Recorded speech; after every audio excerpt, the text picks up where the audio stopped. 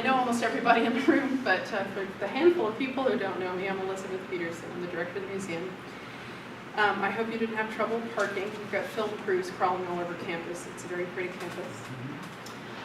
You would be sitting here with a couple of pieces of cardboard blocking the light, or light streaming in and causing all kinds of problems, but our friends, Dave and Cynthia Leonard, Dave is on our, both our board of trustees and the museum advisory board, offered to buy and have installed beautiful shades for the entire museum. And it seems a small thing, maybe a cosmetic thing, but it's something that's helped us tremendously. It's also really helpful if we're borrowing works that have very specific light levels. So we're really grateful to them for that gift. So please note, Exhibit A, extremely nice, very good. I'm Carol Merrill for you, okay, from the Leonards. And this show, and which some of you have seen, most of you have seen, and a few may have not, came to us courtesy of the Rubin family, Donald and Shelley Rubin. Hello, welcome.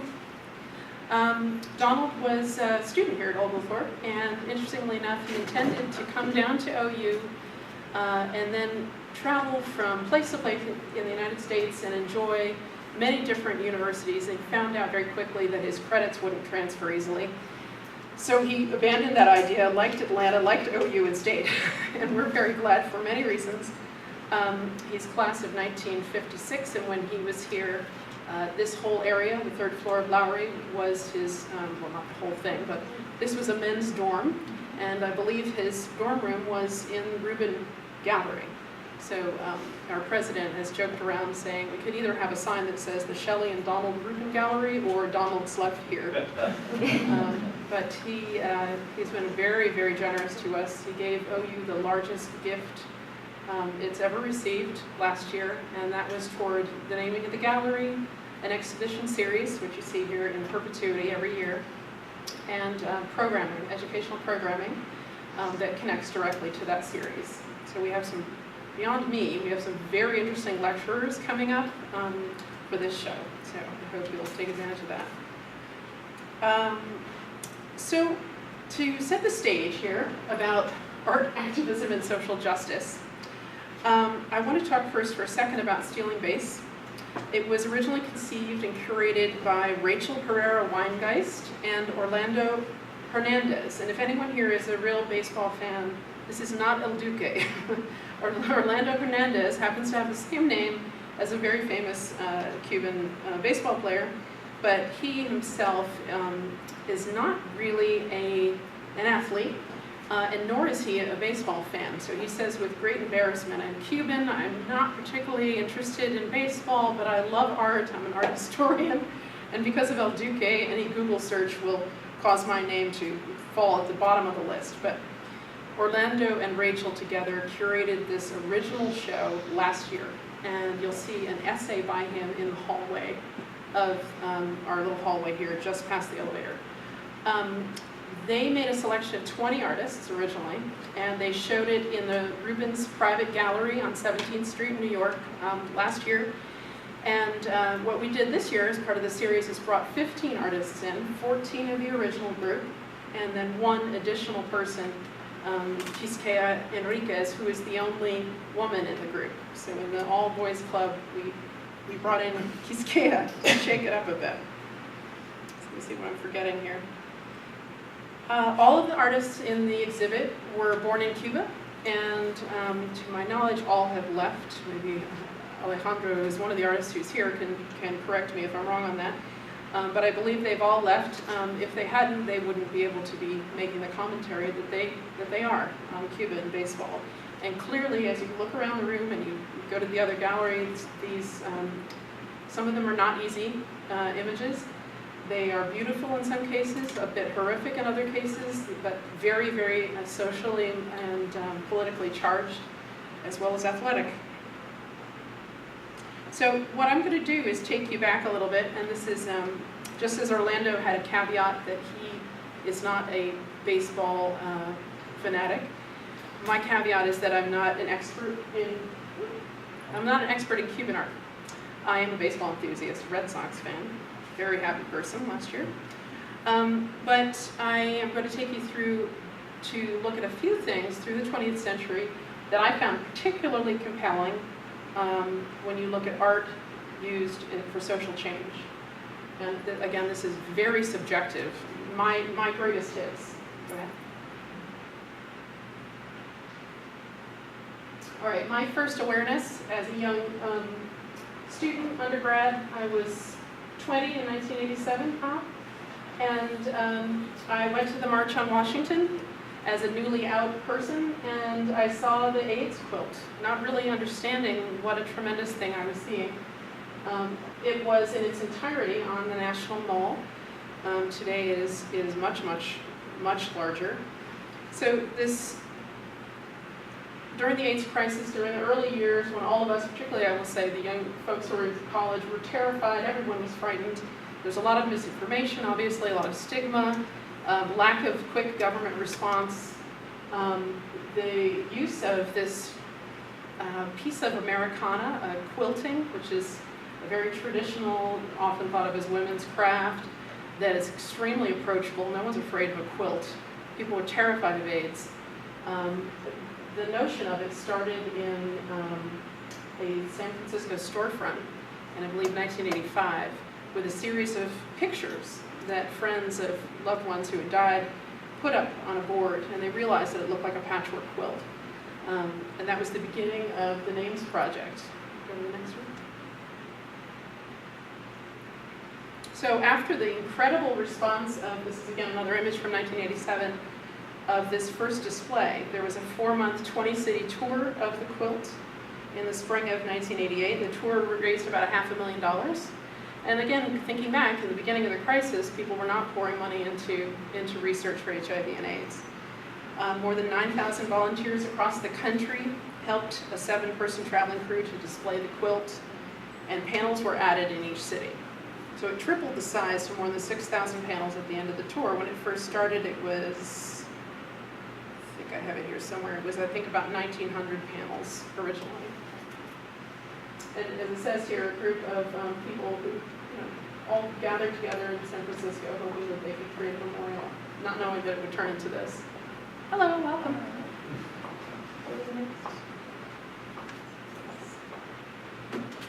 So this is a very young Bill and Hillary Clinton, and the image is from 1992.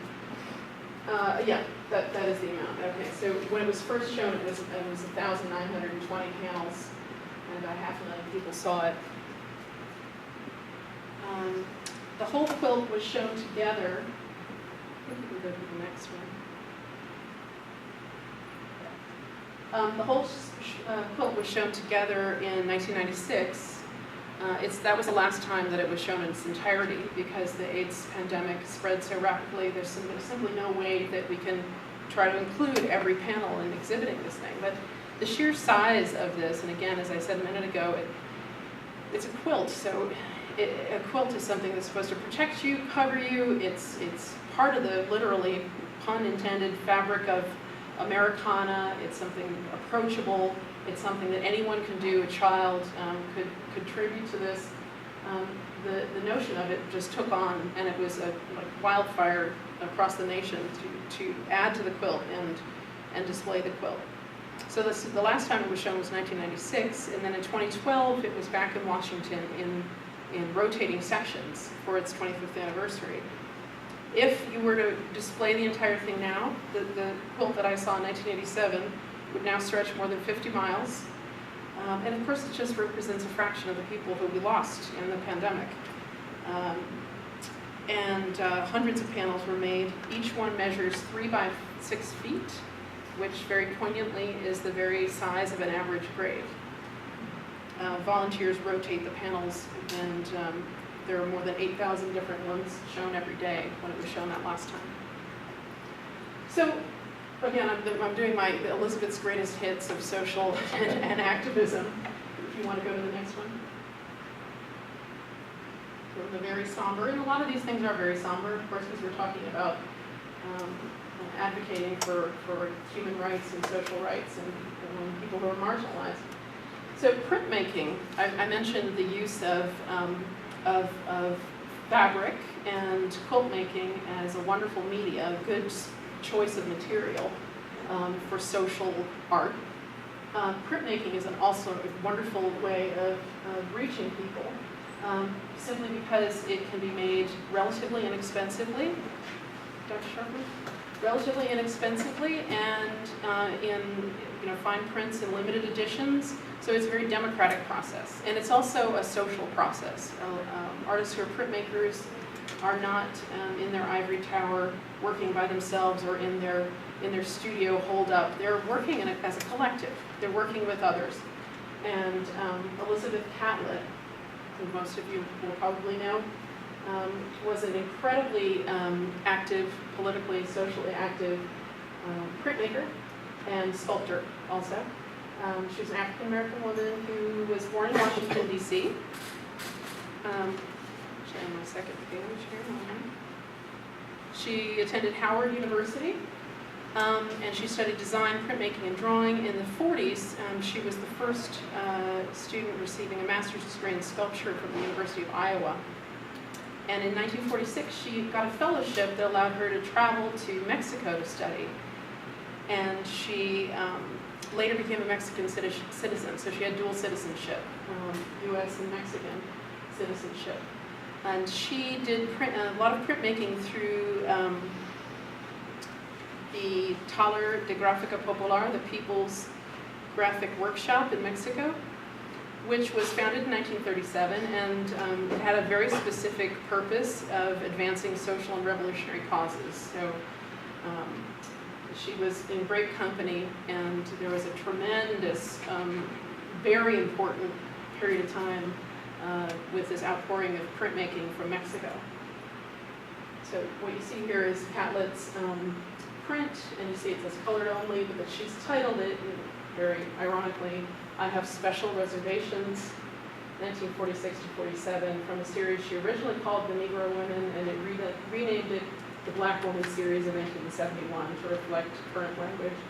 It's a linocut, and again, to talk about material a little bit, to use woodcut or linocut for something that is intended to grab your attention, to be socially charged, is really appropriate because you see it's very stark. It's not an etching. You're not getting this sort of nuanced look that you would with an etching. It's very powerful.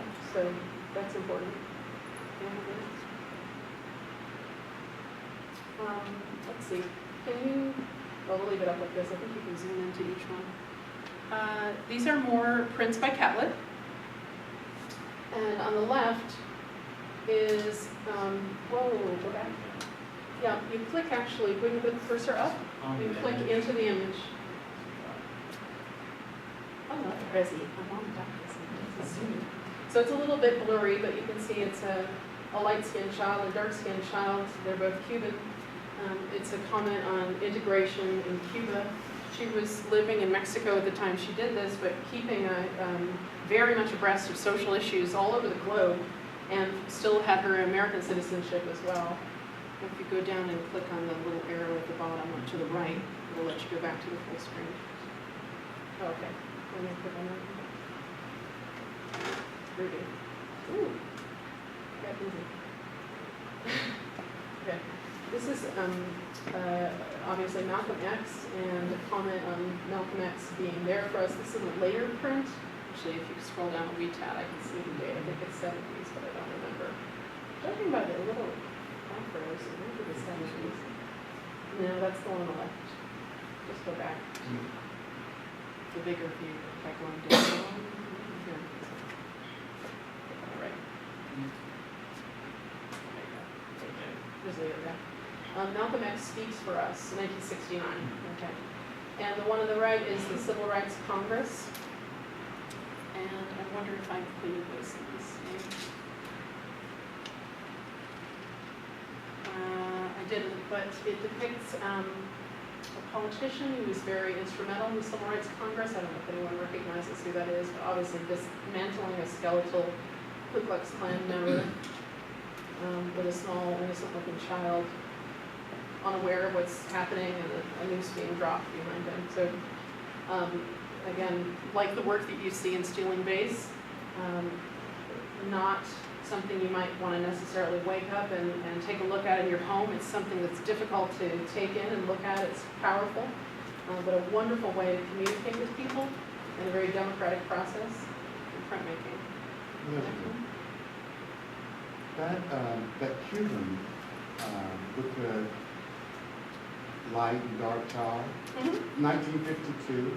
52. That was prior to the Cuban Revolution, right? That was prior. So that image strikes me as strange, considering the way Cuba was prior to that. They both seem to be reading, and I think it was 99% illiteracy in the country before that time. I wonder what was it about Cuba that made her do this image? Even though it was that bad in Cuba, it was still better than it was in the United States. Right. I don't know off the top of my head what it was that prompted Could you blow that up again? Yeah.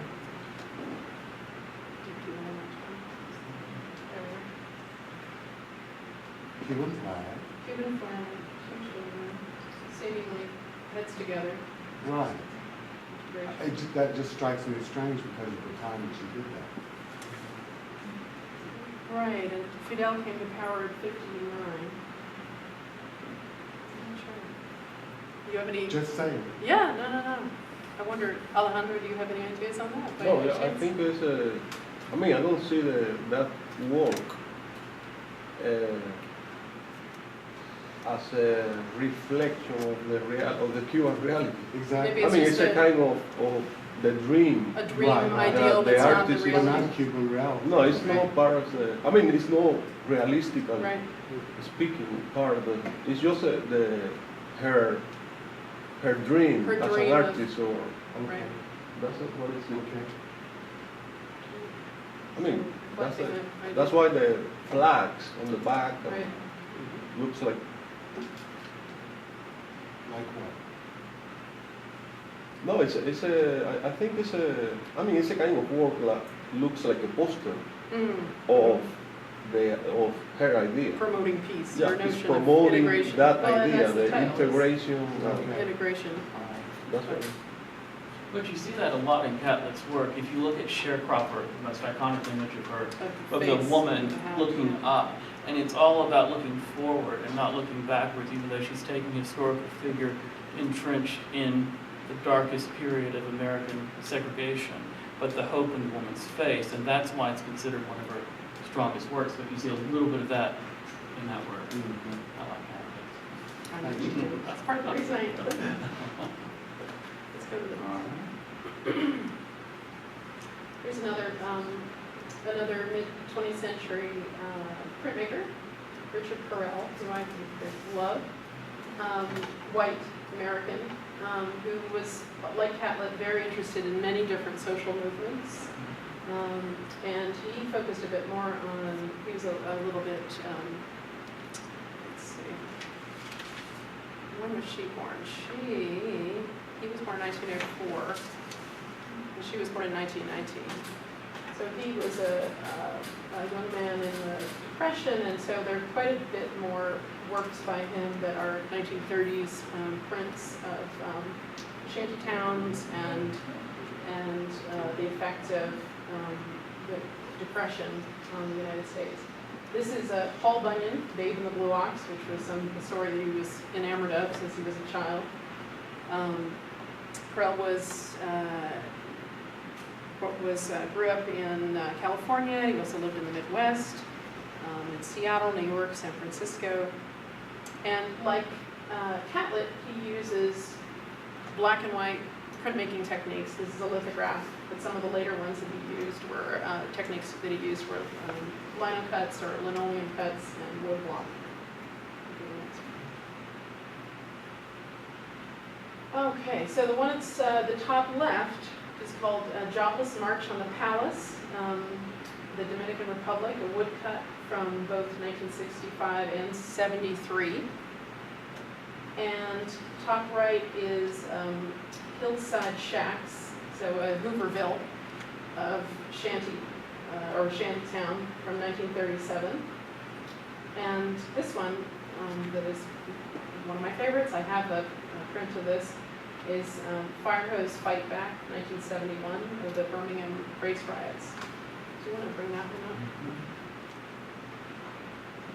So again, this is a lino cut, but you can see he's using that incredible stark black and white to show an amazing scene of fighting back against the odds as young people were brought down by the police for peaceful protests. Very powerful. Go to the next one. Perel, I want to mention, you can stay where you are, but he was also part of the Federal Art Project of the WPA, which was part of the New Deal, and many artists participated. It was a way that they continued to produce when people were trying to find something to do, some kind of honest way to make a living, and he was involved in that. I don't know if Catlett was, and I should know, but I'll check that. But they were all very influenced as well by not just Mexican printmaking, but Mexican muralists.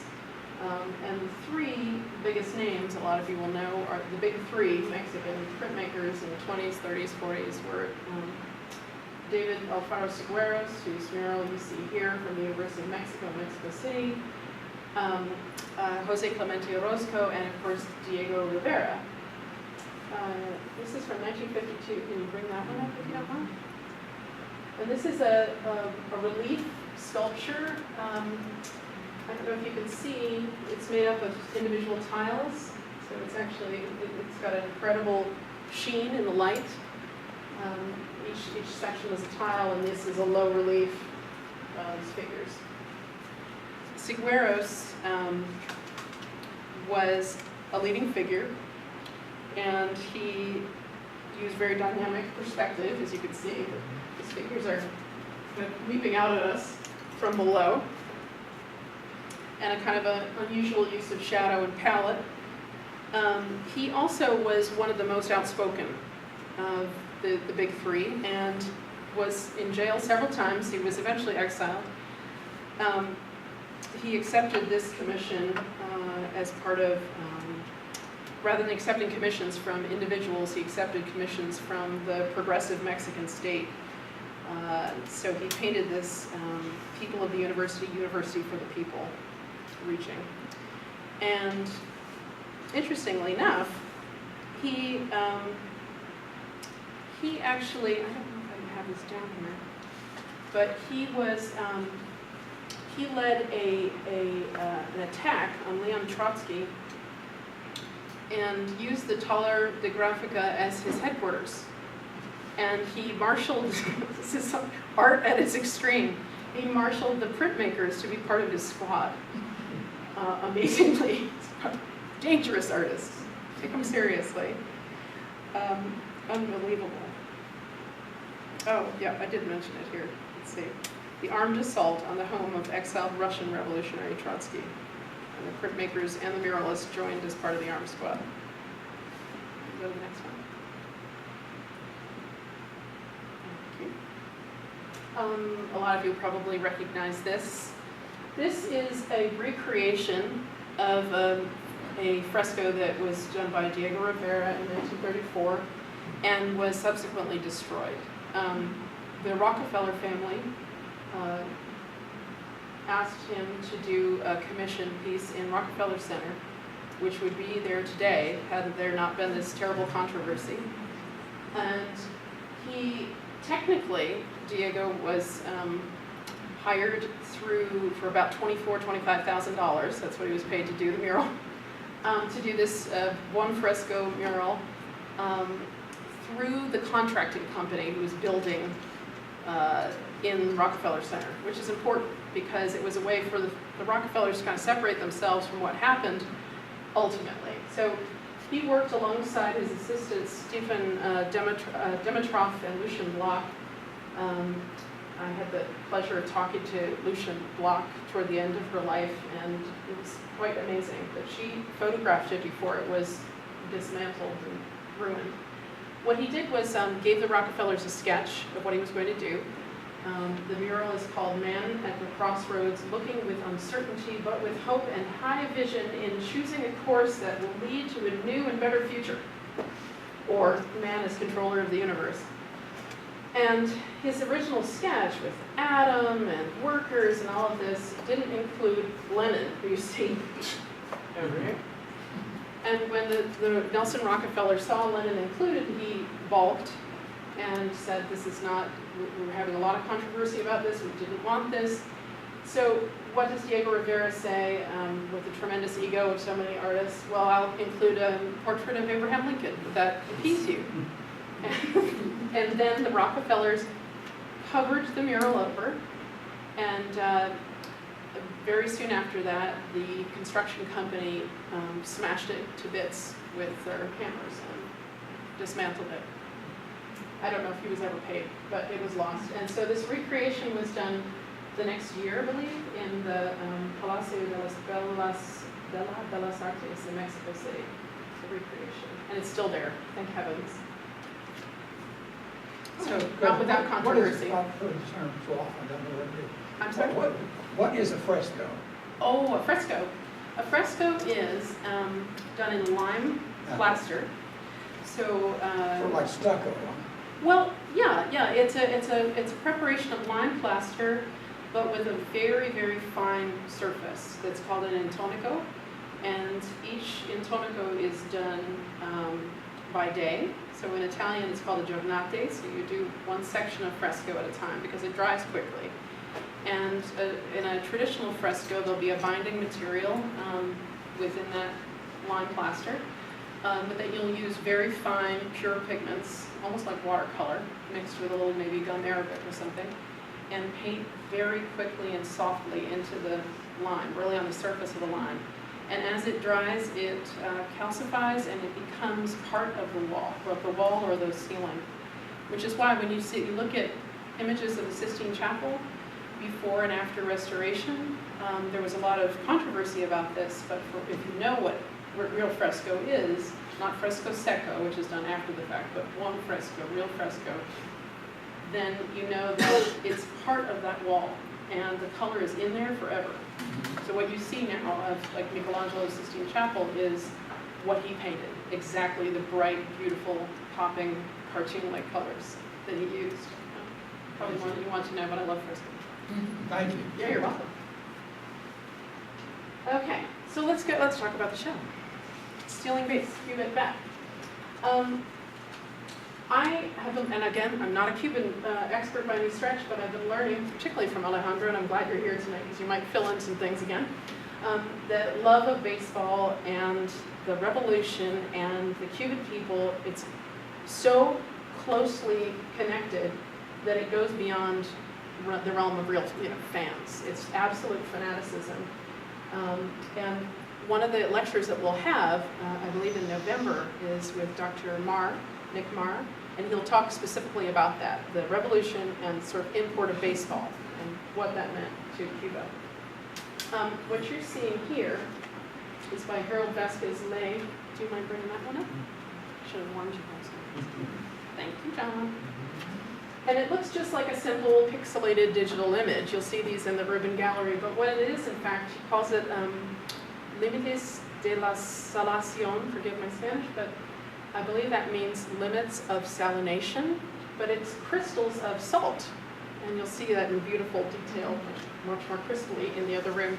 He's manipulated tiny little grains of salt this meticulous way to create these images of baseball players. Now, here's our lead image, the beautiful painting you see in the back of the room, right there. Digital image, the real thing, by Arles del Rio Flores.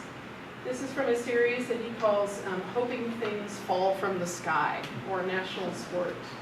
And I just have to say, as a funny little aside, my brother-in-law was visiting. He's, like me, a crazed Red Sox fan. And he glanced at it. He said, "Oh, that's pretty." I said, "Dave, you really need to look at this." He said, "Oh, that's really pretty." I said, "Look at it." He said, "Oh, I thought it was flowers." Oh my God, this is great. Just love that. So, but it's floral, it's pretty, but it's also reaching for something that probably is never going to come. Reaching for some kind of bounty that's going to, not necessarily going to come from the country, from the island. And the same artist did these pieces, which you see, and I'll show you an image in a moment of them. Concrete base with a skeletal arm made of bronze and a real baseball glove. Reaching for things, hoping for things to fall from the sky, waiting for so long that you wait until your death. If you keep waiting. I found this out just recently, and I thought it was a little unusual, but Arlis Del Rio, apparently, and I don't know if this is still the case, but he accompanied Vilma Rodriguez Castro, the granddaughter of Raul Castro, Fidel Castro's brother, who's now the president of Cuba. This artist is her boyfriend, apparently. And she came to I feel like I'm doing Cuban, The View here or something, but she came to an event in New York City in 2012, and there was a huge uproar about how did you get a visa, blah, blah, blah, blah, blah. But there we go. That's my little tidbit that I just learned recently. Let's move on. So here's, more importantly, he's a wonderful artist, whoever's company he's keeping. So Del Rio Flores created, again, a whole series. We could only bring in 3 of the many that he did of this sort of skeletal arms, baseball glove, reaching for the sky. This fellow is very interesting. But again, all of these artists are living outside of Cuba, or they wouldn't be able to be making these comments. You can actually bring it back, because we've got the real deal right there.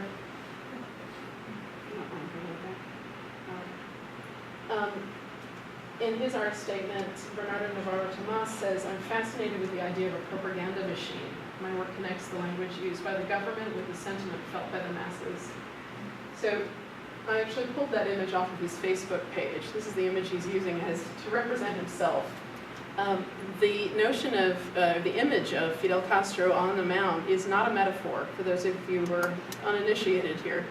Castro did play baseball, and you'll see images of him by Perfecto Romero in the other gallery, pitching and standing next to his armed guards and batting. And if I may, Alejandro told me an amazing story about him on a team with his guards, playing against the police and forcing them to play into the wee hours of the morning until his team had an advantage.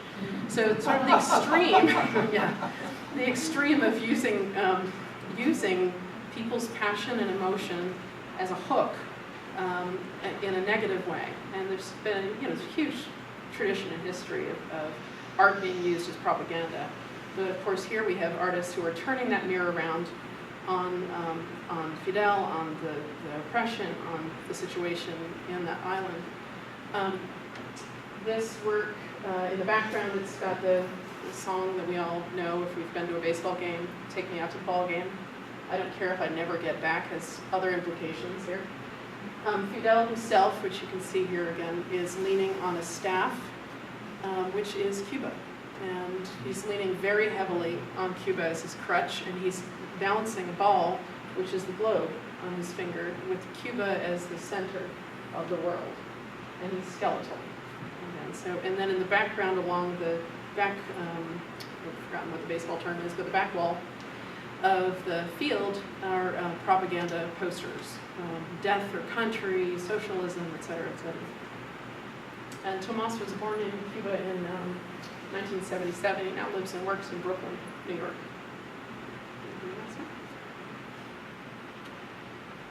Okay, and you can look at the real deal here much better, much prettier than looking up at the screen because it's gloriously well lit. This is Renario Tamayo, and it's called The Cleanup Hitter. It's showing, oh gosh, you know what, I'll just walk over here. It's all over here. It's painted in a kind of a hyper-realist but also cartoonish style. But you see, even the Virgin Mary and the baby Jesus are baseball fans. I mean, you must be, apparently. I don't know how Orlando got a pass on not being a baseball fan, being Cuban. But you see the effect of Christianity and voodoo and all of these different people of different sort of racial backgrounds So like the catlet, this is idealized because from what I understand in Cuba, it's incredibly racist still to this day. Everyone is in the same raft. So a raft, the notion of trying to leave the island, and all of the raft is on the back of the poor cleanup hitter who is hyper-focused on this hyper-realistic ball coming at him. A little bit of pressure to do right by your country. But this is one of my favorites because it's more about the people than it is about the politicians and their negative effect. It's about the weight and importance and enthusiasm and excitement and love that's real despite the political manipulation. Love Tamayo. Okay. And he was born in Cuba in 1968. This one is also by Tamayo, and it's in the other room, so you'll have to look at that in a little bit after. And for those of you who are not familiar with the work that he was thinking of, Tamayo's Fanático, which is acrylic on canvas, and on the left is in homage to the Jacques-Louis David, very famous painting, The Death of Marat, from 1793, which is in the Royal Museum of Fine Art in Belgium. And do you want to go into that for a second? Well, actually, sorry.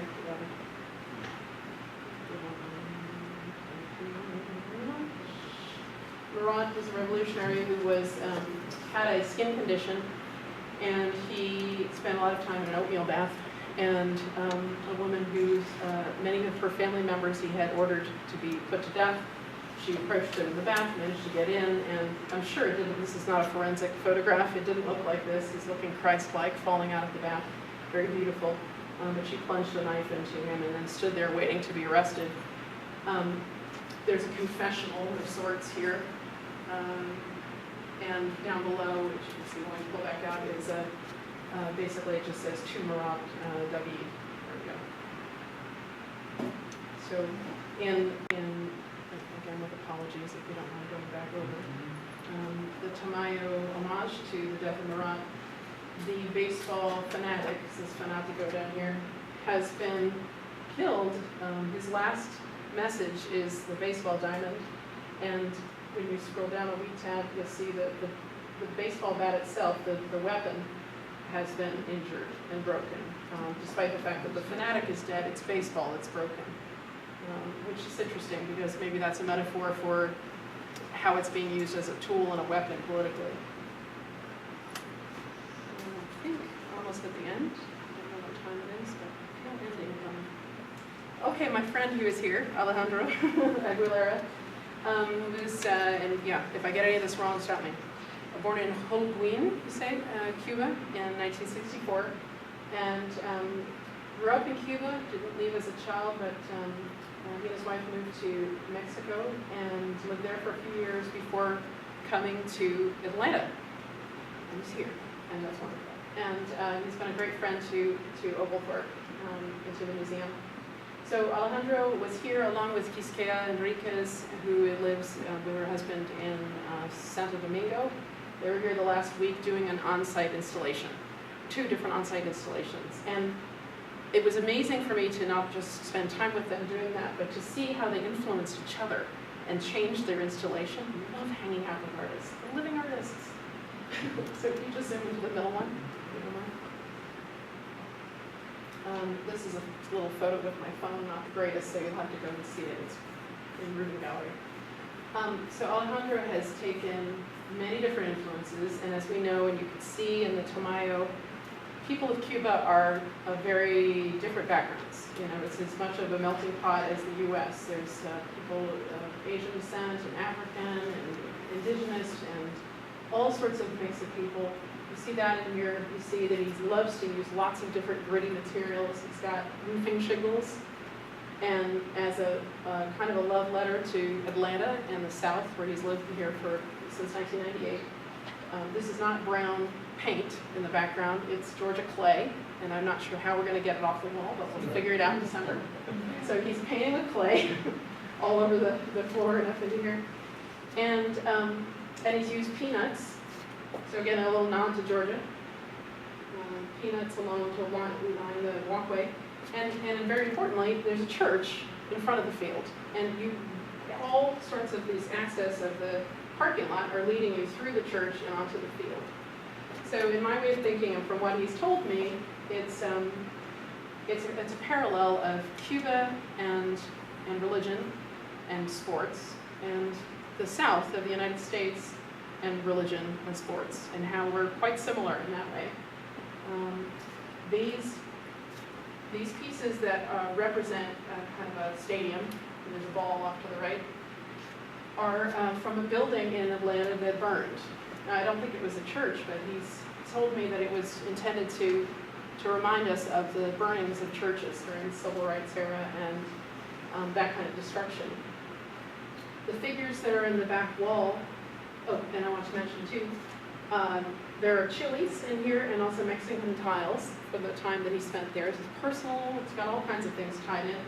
The figures that are in the back wall are inspired by Bill Traylor, who was born just before the Civil War in Alabama, so an African-American man born into slavery, and who didn't learn until he was, or didn't start until he was in his mid-80s. He started to paint, and then I believe he lived for another 10 years, and he was very prolific.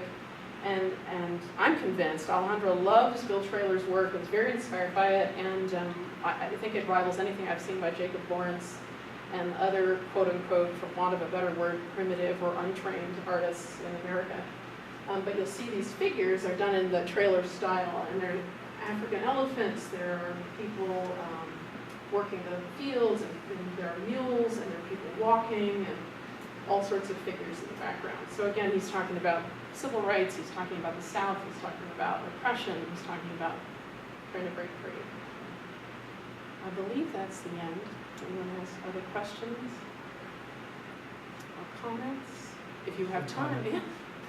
One of the biggest collections of Bill Traylor was here in Atlanta. Oh, is that right? High You Museum. probably- High Museum. The High Museum has a lot of work by Major Traylor. collection. And there's a gallery that you had mentioned, Alejandro, that's that has a number of works by Traylor too, right? In addition to the High. They used to have Hammond House. Used to have like Then- 4 of his own. The Hammond House? The Hammond. Yeah, Hammond used House, to have. right. The I think Hammond they House. sold it. I think the High And the High has many. some big number. Oh. Somehow 80 is popping into my head. That's the number, But they have a lot of them. Very good. And there's many other things I wanted to include, but I didn't. We could talk for days about work coming out of Haiti or pick and choose. Anybody else? Have you been to Cuba? No, I've never been to Cuba. I just live vicariously through the artists. But we do have, and let me plug this for a moment, we have other people who are coming to talk who are either Cuban or have been to Cuba. I'm the only one who's not been to Cuba. They've let me speak, though. Alejandro's going to speak on the 1st of October about his experiences. Then we have on October 15th, Baseball, A Bridge for Reconciliation with Hoji Silva Mure, who about 2 or 3 years ago, there was a group from OU that went to Cuba, and Hoji was their tour guide. He was still living there, and he's since left and lives in New York City.